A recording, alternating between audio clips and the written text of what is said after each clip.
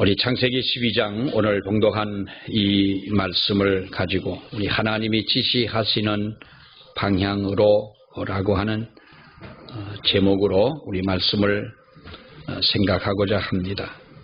말씀 가운데 하나님의 은혜가 함께 하시기를 축원합니다. 뉴욕대학교 며칠 전에 보니까 이 곡수 앞에 어느 누구 집 아들인지 딸인지는 모르겠습니다만 뉴욕대학 합격을 했다고 이 현수막을 붙여놨던데요.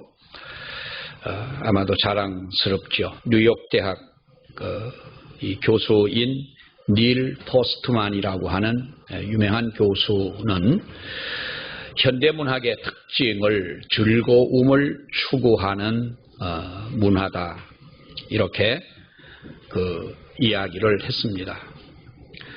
즐거움을 추구하는 문화, 이것이 현대 문화의 특징이다라고 이야기를 합니다. 그의 말은 오늘의 현대인들은 누구나 할 것 없이 평안함을 추구하고 또 즐거움을 추구하는, 만끽하려고 하는, 그리고 또 풍요로움을 누리고자 하는 이러한 욕구로 세상 사람들은 살아가고 있다라고 하는데, 이러한 말에 대해서 나는 아니다라고 할 사람은 또한 없을 것입니다.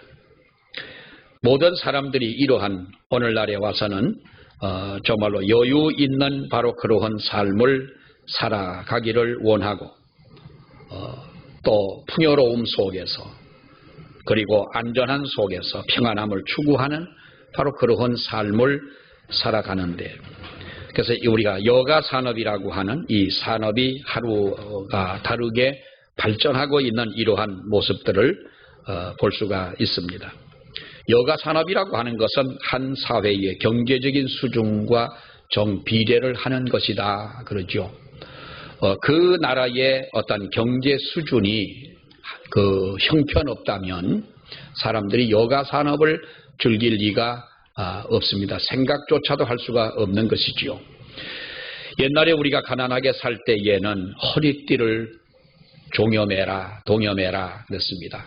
배가 고파도 허리띠를 동여매고 또 열심히 일을 하려고 하면은 우리가 허리띠를 단단히 조여매야 일할 수가 있는 것인데, 요즘에 와가지고 허리띠를 조여매라 이렇게 이야기를 하면 아마도 그 의미를 그렇게 이해하는 사람들이 물론 있겠지만은 별 의미가 없이 다가오는 이야기라고 생각을 합니다. 경제가 성장하고 산업 경제 수준이 높아질수록 우리들에게는 이와 같이 어떤 여가 산업이 발전을 한다라고 하는 것이죠. 여러분, 우리나라가 몇 년 전만 하더라도 많은 사람들이 이렇게 여행을 즐기고 또 너나 할 것 없이 요즘에는 아주 이러한 좀 편안한 삶, 또 행복한 삶, 이렇게 여가를 즐기려고 하는 사람들이 많습니다. 얼마 전에 어떤 분이 그럽니다. 목사님, 제가 대형 면허를 땄습니다. 그래서 대형 면허를 그래서 버스 운전하려고 그러냐, 농담 삼아 그랬더니 버스를 하나 산다는 거예요. 버스를 하나 사가지고 전국을 다니면서 이렇게 버스를 사가지고 이제 개조를 해서 캠핑카를 만들어 가지고 다니겠다는 거예요. 가만히 보면 부부도 그렇게 부부 사이도 좋지 않은 사람이 그 좁은 공간에서 그렇게 전국을 누비면서 전국을 길을 갈 때는 행복할지 모르지만 두 부부가 마주 앉아 있을 때는 별로 짜증을 내고 할 텐데 걱정은 되지만 어쨌든 그런 대형 면허를 따가지고 이제 전국을 누비면서 그렇게 하겠다.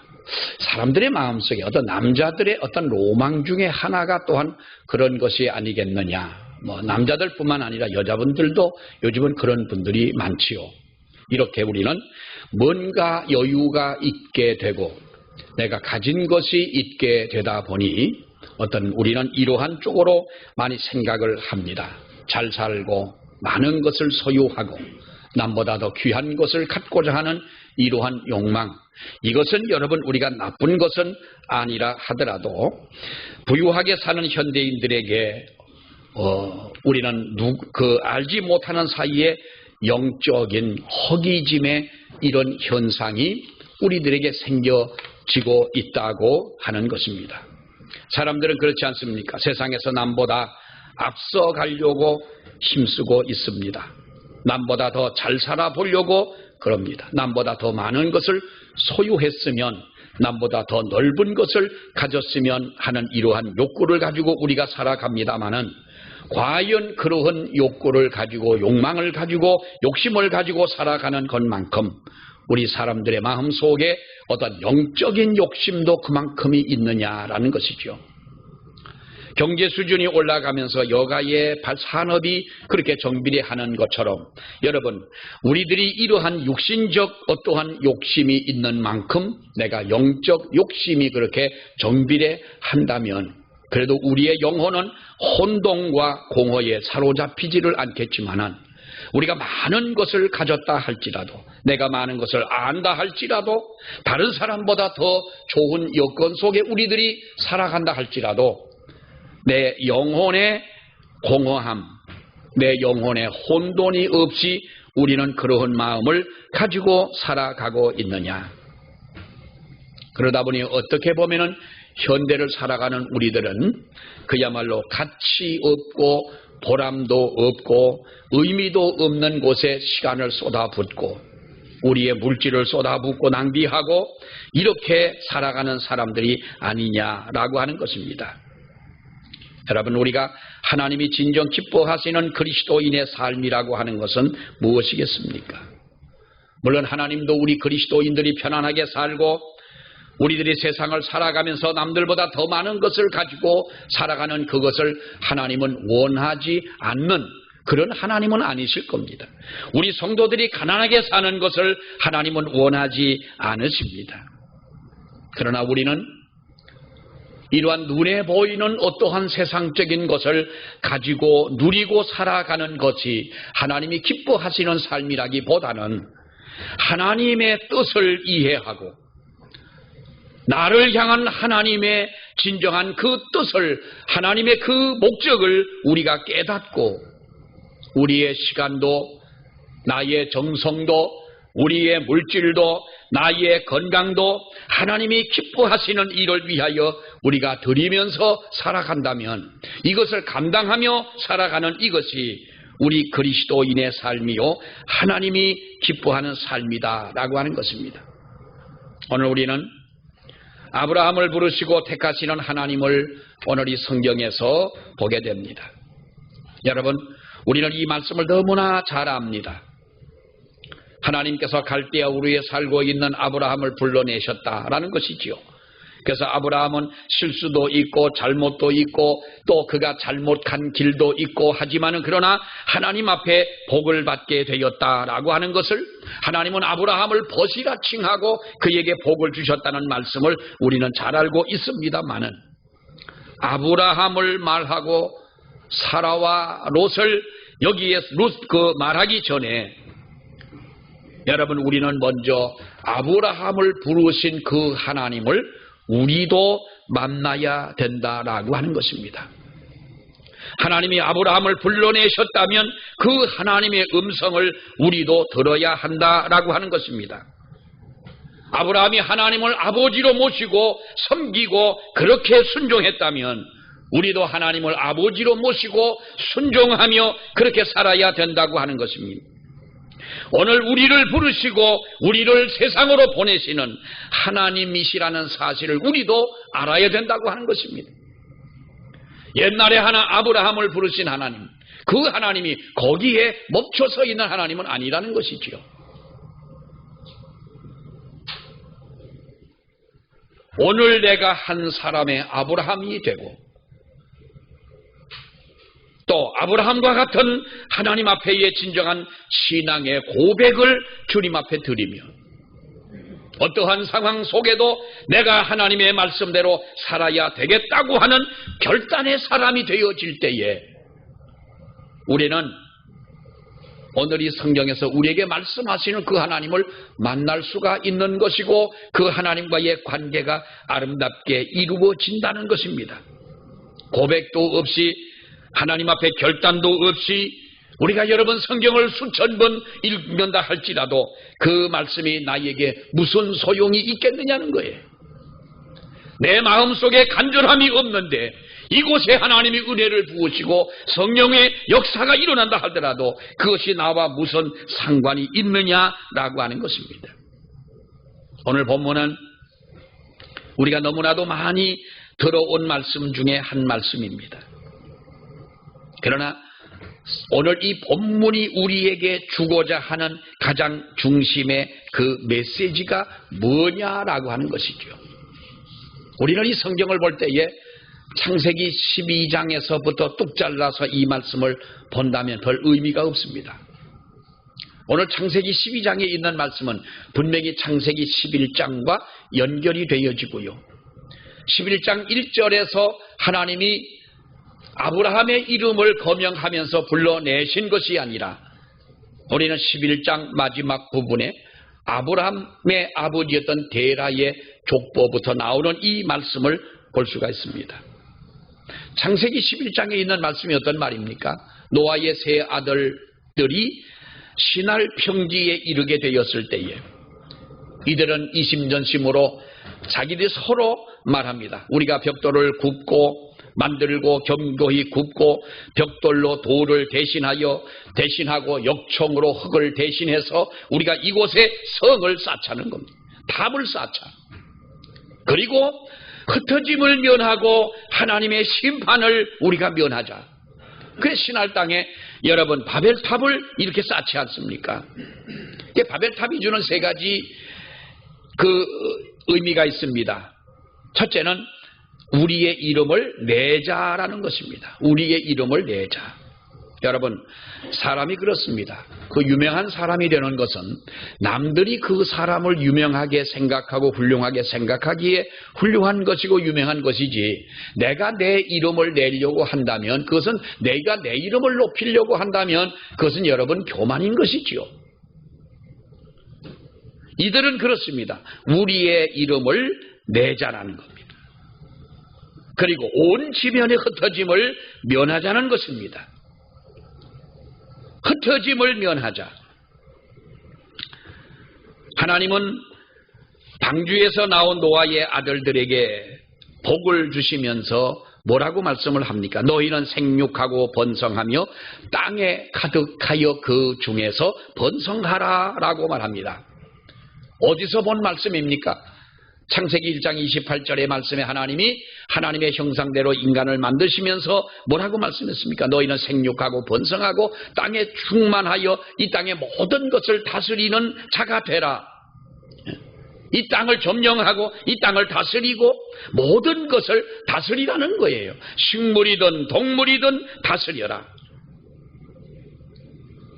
여러분 이것이 하나님이 우리 인간에게 주신 복이었습니다.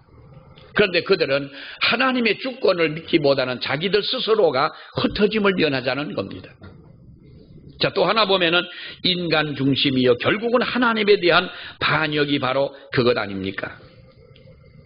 사람은 농경사회에 의해서 그리고 상업사회로 발전이 되어지고 그것이 곧 산업사회가 되어지고 이제는 여러분 우리가 제4차원적 산업사회를 우리는 꿈꾸고 있습니다. 엄청난 발전을 했고 엄청난 여러분 우리는 부를 누리고 살아가는 인간들이 되었습니다. 코로나 때문에 제일 돈 많이 번 사람이 누군지 아십니까? 제 생각인데요. 모더나 약을 만든 사람과 화이자라고 하는 백신을 만든 사람들은 아마 돈을 엄청나게 벌었을 거예요. 그 나쁜 사람들이 그렇게 돈을 벌고도 아무 소리 안 하고 있는 거 보세요. 가만히 멀쩡히 길 가는 사람 잡아가지고 백신 맞으라고 해가지고 그렇게 아프게 만들고 그렇게 해놓고 자기들은 그렇게 해서 돈을 엄청나게 많이 벌어요.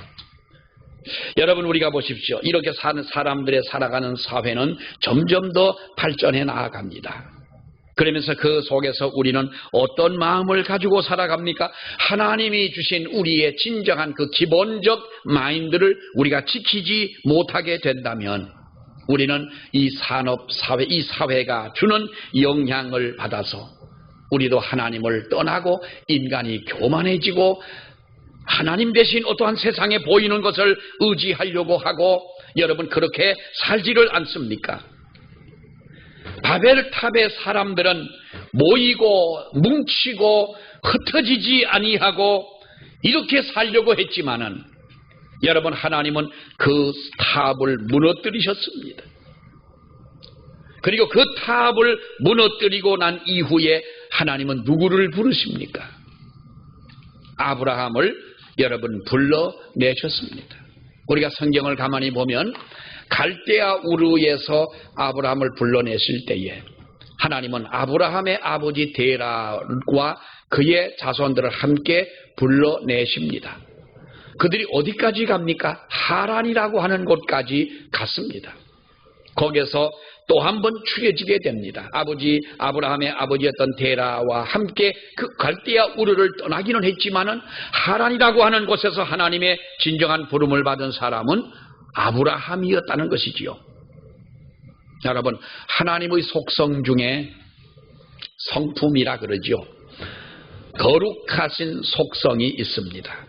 우리가 거룩하다라는 말을 합니다만은, 이 거룩하다라는 말은 다르다라는 말이고, 분리하다라는, 분리되었다, 구별되었다, 혹은 성별했다, 그런 어떤 의미에 많은 의미를 가지고 있는 말입니다만은, 하나님의 택하신 사람 아브라함을 우상의 도시였던 갈대아 우르에서 불러내셨다. 그리고 불러내신 이유가 뭡니까? 너희는 그렇게 살면 안 된다는 겁니다. 그들은, 여러분, 갈대아 우르라고 하는 곳이 어떤 곳이었는가 하면 정말로 하나님 앞에 그 당시로 볼 때에 아주 산업이 성황했던 바로 그러한 곳이었습니다. 그러한 곳에서 하나님은 그를 불러내시고 성별하게 살라고 하십니다. 지리적으로 그곳을 떠나야 하고 민족적으로 성별된 삶을 살아야 하고 무엇보다 도덕적인 성별된 삶을 살아야 한다. 하나님의 사람으로 살아가려면, 그리고 하나님의 지시하시는 방법대로 너희가 살아가야 된다고 하는 것입니다. 당시에 바빌로니아 사회는 슈메르 제국과 아가드 제국으로 나뉘어 있었습니다만은, 우리가 유명한 함무라비라고 하는 이 왕이 나타나가지고 두 나라를 통일하고 법정을 제정하고 바빌로니아 대제국을 건설하게 됩니다. 바빌로니아라고 하는 이 대제국에는 가장 유명한 도시가 세 개가 있는데요. 수사라고 하는 나라, 그 도시가 하나가 있고, 카슈라고 하는 도시가 하나가 있고, 그리고 하나가 바로 우르라고 하는 도시입니다. 우르가 갈대아 우르라는 곳이지요. 여러분, 그런데 이 세 도시, 수사나 카슈나 갈대아 우르나 이러한 이 도시는 당시에 우리가 그렇게 다른 곳보다도 도시를 이루고 경제가 성장하고 이렇게 문화가 발전했다 하면은 가장 눈에 띄는 것이 뭡니까? 지금도 여러분 무너진 로마의 문화나 이런 우리가 이 중동의 문화를 보게 되면 그 신전이 있습니다.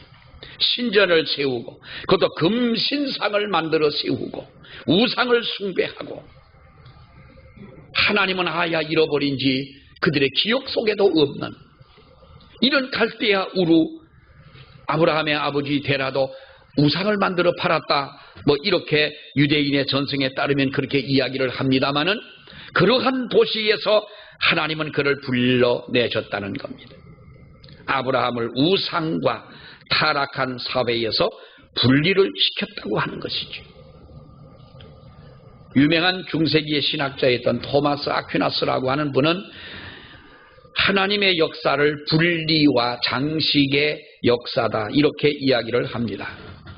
창세기 1장에 보면은 첫날에서 3일까지는 분리의 역사이고 4일부터 6일까지는 하나님께서 장식을 하셨다. 즉 채우시는 역사를 하셨다는 거예요. 사실 그 말이 틀린 것은 아니죠. 우리가 성경을 보게 되면 그 하나님께서 바로 빛과 어두움을 나누시고 하늘과 땅을 나누시고 물과 무추로 육지와 바다로 이렇게 나누셨습니다. 3일 동안 창조하신 역사가 그렇지요. 그리고 나머지 3일은 무엇입니까? 하늘에 채우시고 땅에 채우시고 바다를 채우셨다고 성경은 말씀을 하고 있습니다. 그리고 맨 마지막에 그 땅을 다스릴 인간으로 그 땅을 하나님께서 다스리도록 이렇게 채워 놓으셨습니다. 여러분, 근데 하나님께서 바로 이 땅을 떠나라고 하시는 것이 뭡니까? 너는 갈대아 이 우르를 떠나야만 된다. 떠나라고 하는 것은 어떻게 보면 너는 과거의 그 어두웠던 삶과 단절을 해야 된다. 아브라함에게 떠나라고 하는 말은 버리라는 말이나 다름이 없습니다. 너는 내가 지금까지 살아왔던 삶의 그 모습을 버려야 된다. 지금까지의 삶을 벗어버려라. 과거처럼 너가 살지 말라라는 말이에요. 하나님이 우리를 부르실 때에는 세상에서 성별하시고 세상과 분리하셨고 그 다음에 하나님의 자녀로 채워주시고 우리를 장식하시고 이끌어가시는 줄 믿습니다. 우리가 하나님의 자녀로 아직까지도 장식하지 못했다면 여러분, 우리는 하나님 앞에 신앙적 진정한 그 모습을 갖지 못한 사람입니다. 어떤 분은 이렇게 말합니다. 기독교의 역사는 분리와 떠남의 역사다라고까지 이야기를 합니다. 위대한 결단은 자기 혼자 결단하는 것이지 여러분 여러 사람이 결단할 수는 없는 것입니다. 우리 믿음이라고 하는 것이 그렇지 않습니까? 우리 뒤에, 나의 뒤에 누가 남을 것인지 의식하지 말고 나부터 떠나야 된다는 거예요. 나부터 버릴 것을 버리라는 것이에요. 생각을 해보십시오. 그렇게 문화가 발전하고 많은 사람들이 오가는 이러한 도시에서 살던 아브라함에게 너는 너의 이 곳을 떠나라고 할 때에 사랑하는 여러분, 요즘 사람들은 그렇게 말하죠. 문명의 도시에서, 큰 도시에서 잘 나가던 사람을 이렇게 문명의 손길이 닿지 않는 저 시골로 보낼 때에 이 사람은 완전히 좌천된 그러한 신분을 가지고 떠나야만 했던 것입니다. 누가 그것을 원하고 누가 그것을 좋아할 사람이 있겠니? 아브라함에게는 말합니다. 그동안 너는 인척관계며 친척관계며 이런저런 인간관계를 다 떠나서 너는 내가 지시할 땅으로 가야 된다. 여러분, 오늘 이 말씀이 우리에게 주는 의미는 무엇일까요? 제가 설교하면서 여러분들에게 구체적으로 이러한 것은 떠나야 됩니다. 이러한 것은 버려야 됩니다. 이러한 것을, 이런 것들을 지적한다면 얼마나 설교는 멋질까요? 그러나 여러분들이 한번 생각을 해보시기를 바랍니다. 구체적으로 내가 떠나야 할 것이 무엇이며 구체적으로 내가 버려야 할 것이 무엇이냐. 내 속에 이대로 남아 있어서 나의 신앙에 유익이 되지 않는 것이 무엇이며 내가 이러한 것을 가지고 이런 마인드를 가지고 살아가면서 하나님 앞에 모든 사람 앞에 덕을 쌓지 못할 것이 무엇이냐. 사람은 자기의 어떠한 단점 그런 것들을 찾기가 참 어렵습니다. 그러니까 성경도 말하기를 남의 눈 속에 있는 티를 보고 그걸 빼라고 말하지 말고 네 눈 속에 있는 들보를 좀 봐라 라는 거예요. 바로 오늘 그 한 가지를 정하고 우리가 하나님 앞에서 내가 버려야 할 것을 버린다면, 그 내가 떠나야 할 것을 떠난다면 이것이야말로 주님이 기뻐하실 우리의 삶이 아니겠느냐. 하나님은 우리가 디아스포라라고 하는 그 흔히 우리가 그 세계에 흩어져 있는 그 유대인들을 지칭할 때 디아스포라라고 그럽니다.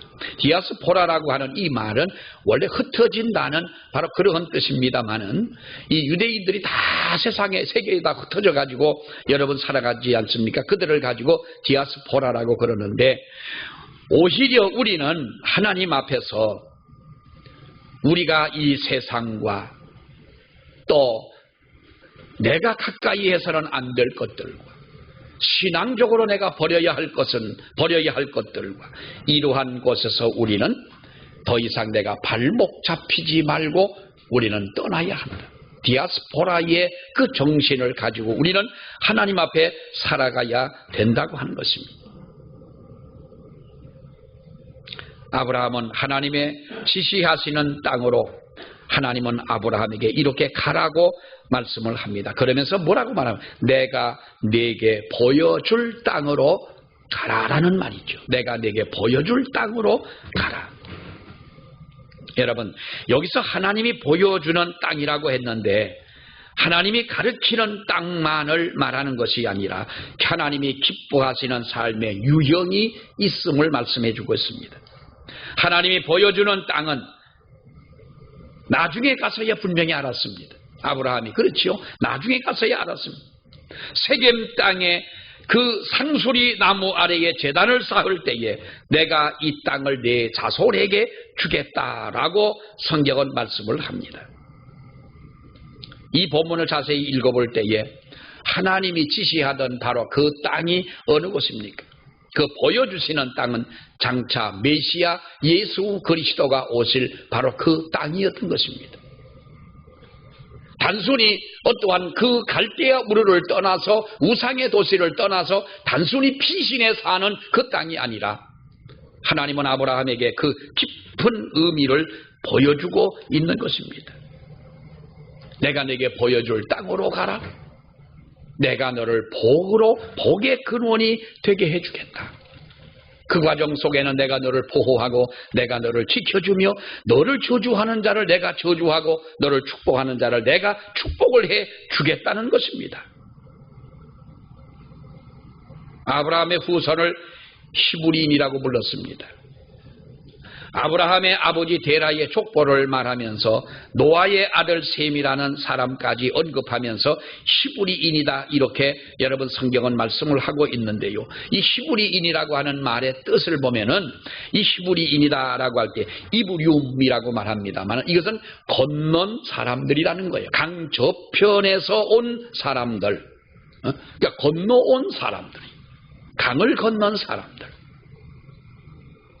강을 건넜다라고 하는 것은 우리가 지금은 뭐 강을 건널 때에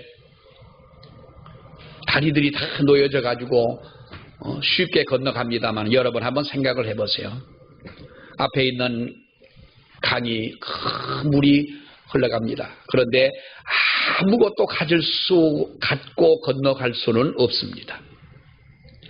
하나의 줄만 잡고 건너가기 때문에 내가 어떠한 짐을 지고 갈 수도 없는 것입니다.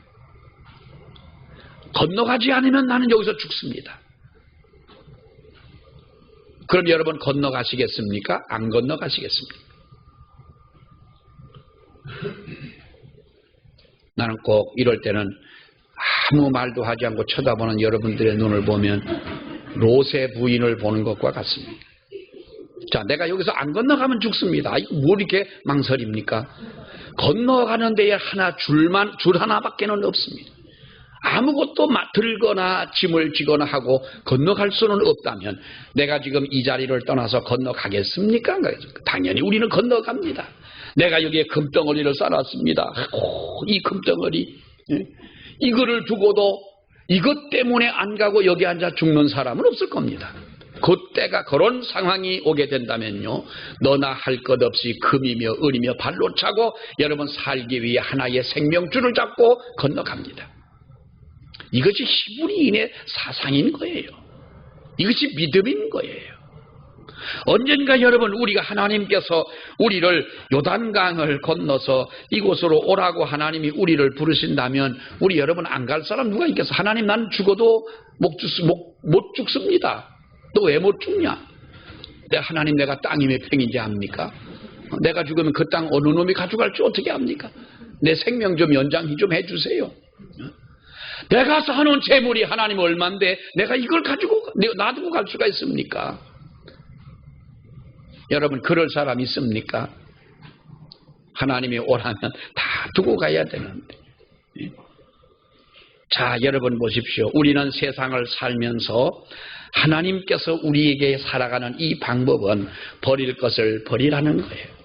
내 발목을 잡고 있는 것을 버리라. 내가 신앙적 유익이 되지 않는 것들을 내 마음속에서 버리라는 거예요. 그리고 너는 나를 따라오라는 것이지요. 오늘 하나님은 아브라함을 부르신 하나님께서 저와 여러분을 부르신 줄 압니다. 하나님께서 우리를 따라오라는 것입니다. 이 도시를 떠나라는 것입니다. 여러분 하나님이 지시하는 방향으로 우리가 나아가는 것이 믿음의 길인 줄 믿습니다.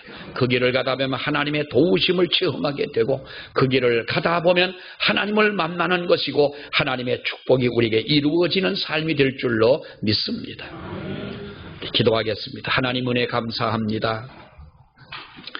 갈대아 우르에서 아브라함을 불러내듯이 하나님은 죄 많은 세상에서 우리를 불러내심을 아버지여 믿습니다. 모든 미련을 다 버리고 하나님의 말씀을 따라가라고 했던 것처럼 오늘날 우리들에게도 하나님은 그렇게 말씀하고 계신 줄 아버지여 믿습니다. 자비로우신 하나님, 우리가 하나님을 향하여 나아가는 신앙의 길에 지장이 되는 모든 것들, 우리가 붙잡고 가서는 안 될 모든 것들을 다 내려놓게 하옵시며 그동안 내 발목을 붙잡았던, 그래서 더 앞으로 달려가지 못하게 했던 그러한 모든 원인들을 제거하고 말씀을 붙잡고 십자가 붙잡고 나아가는 저희들이 되게 하여 주옵소서.